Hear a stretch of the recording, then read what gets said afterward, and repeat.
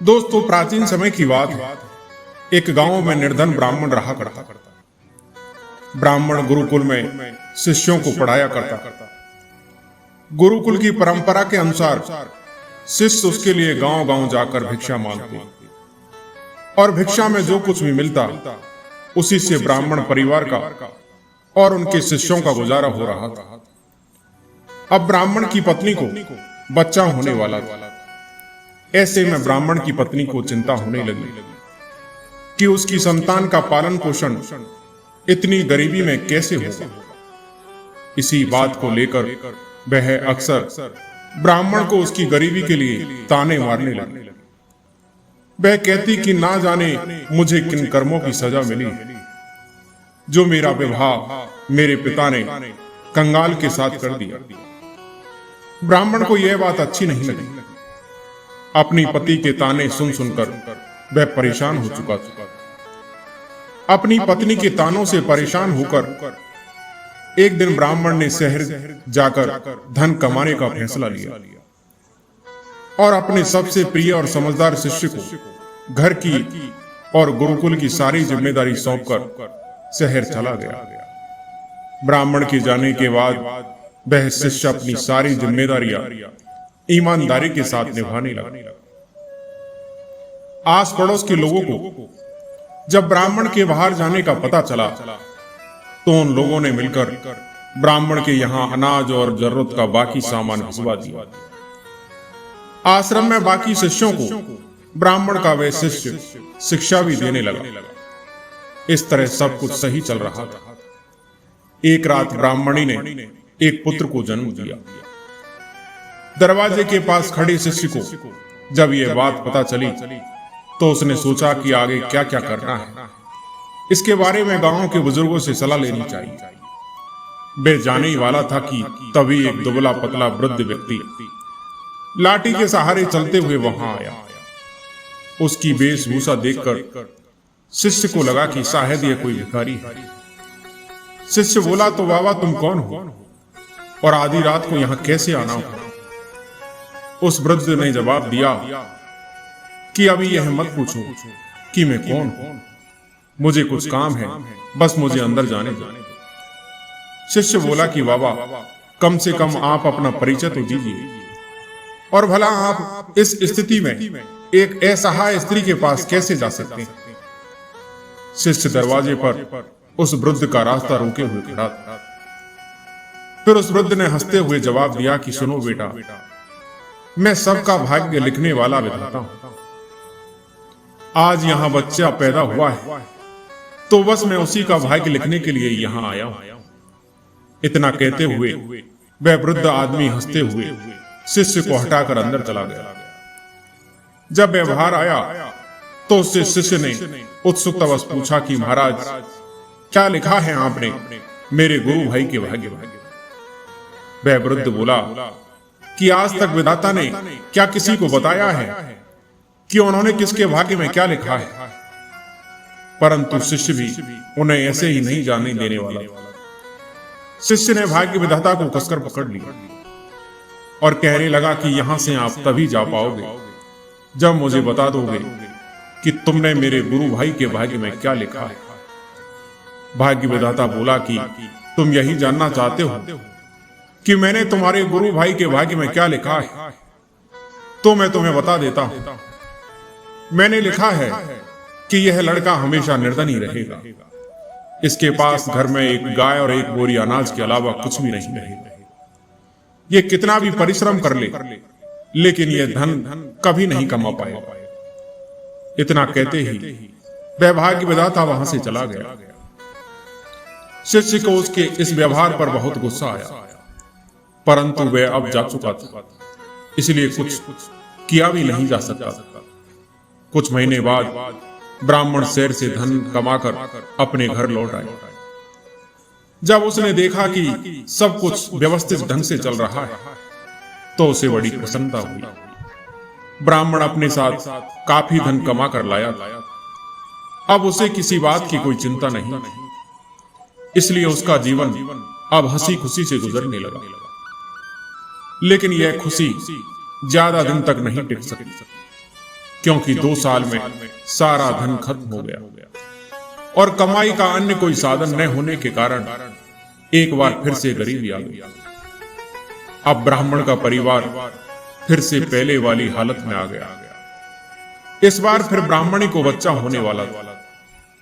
ऐसे में जब ब्राह्मण ने अपने शिष्य से अपनी स्थिति के बारे में विचार विमर्श किया तो शिष्य ने उसे फिर से शहर जाने की सलाह दी।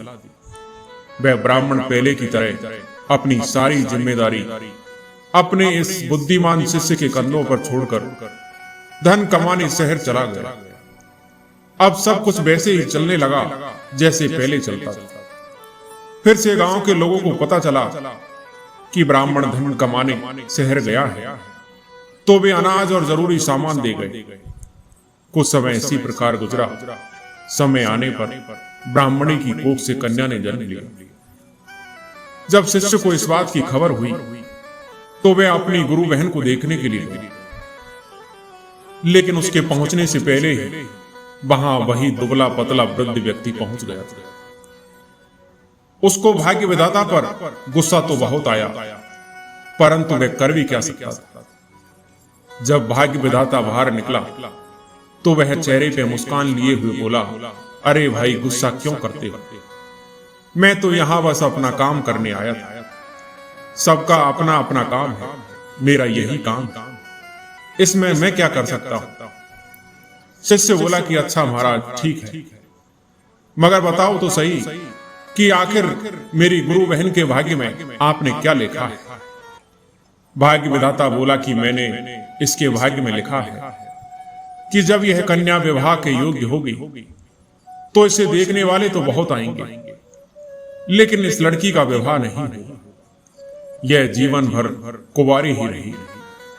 इतना सुनते ही शिष्य को गुस्सा आ गया और उसने गुस्से में उस वृद्ध यानी कि उस भाग्य विधाता को वहां से चले जाने के लिए कहा।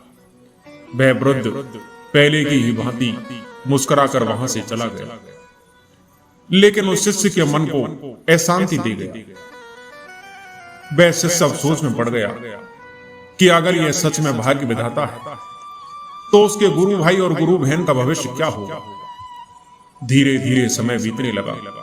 करते करते 10 साल बीत गए, लेकिन उस शिष्य का गुरु यानी कि ब्राह्मण अभी तक शहर से लौटकर नहीं आया। शहर से जितने भी लोग आते उतने ही बातें बताते। कोई कहता कि ब्राह्मण की मृत्यु हो गई, कोई कहता कि वह अपनी पत्नी से परेशान थे, इसलिए संन्यास लेकर जंगलों में चले गए। अब वह शिष्य ही ब्राह्मण के घर और गुरुकुल की सारी जिम्मेदारी संभाल रहा था। सबके साथ साथ उसने अपने गुरु भाई और गुरु बहन को भी शिक्षा देकर उन्हें शिक्षित किया। ऐसे करके अब 18 साल बीत चुके थे। ब्राह्मणी का पुत्र अब 20 वर्ष का हो गया।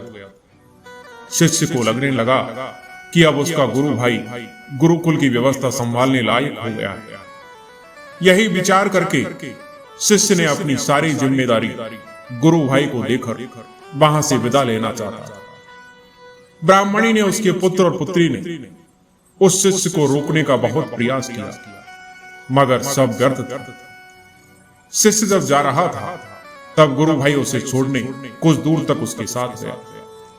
जब गुरु भाई आशीर्वाद लेकर वापस लौटने को हुआ तब उस शिष्य ने उससे कहा कि भाई, मैं जा रहा हूं, मगर मैं तुम्हें 2 बातें बता रहा हूं। तुम इन 2 बातों का अपने जीवन में हमेशा ध्यान रखना।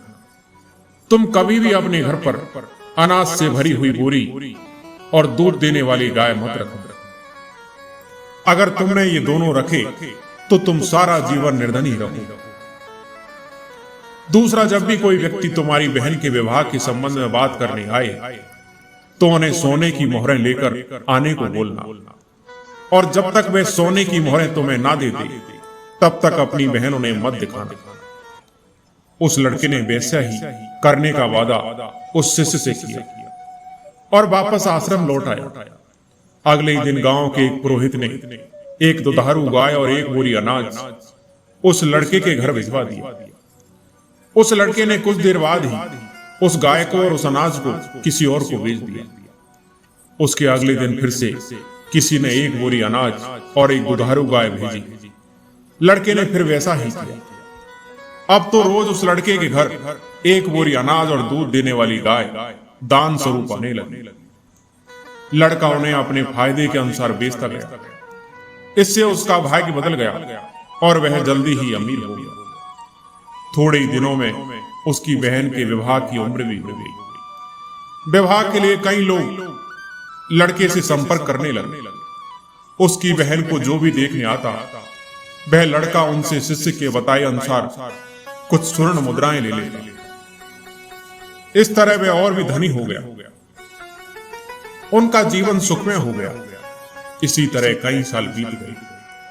एक दिन उस शिष्य का मन हुआ कि अब काफी समय गुजर गया है, क्यों ना अब चलकर अपने गुरु के परिवार को देख लिया जाए कि उनका भाग्य कैसा चल रहा है।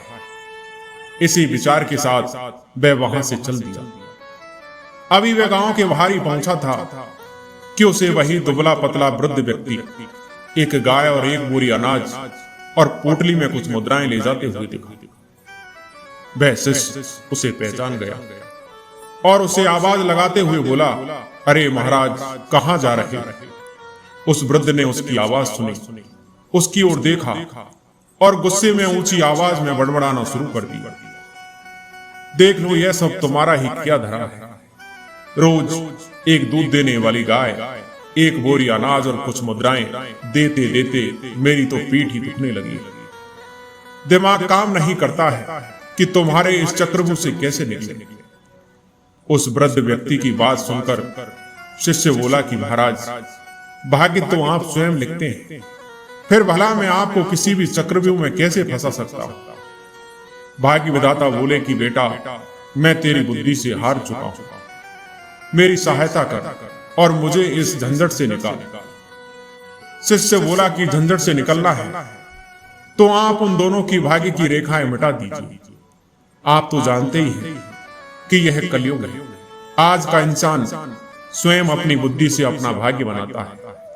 उदाहरण आप देख ही रहे हैं। भाग्य विधाता बोला कि ऐसे कैसे मिटा दूं भाग्य की रेखाएं। शिष्य बोला, तो फिर उठाओ झंझट, मैं कुछ नहीं कर सकता।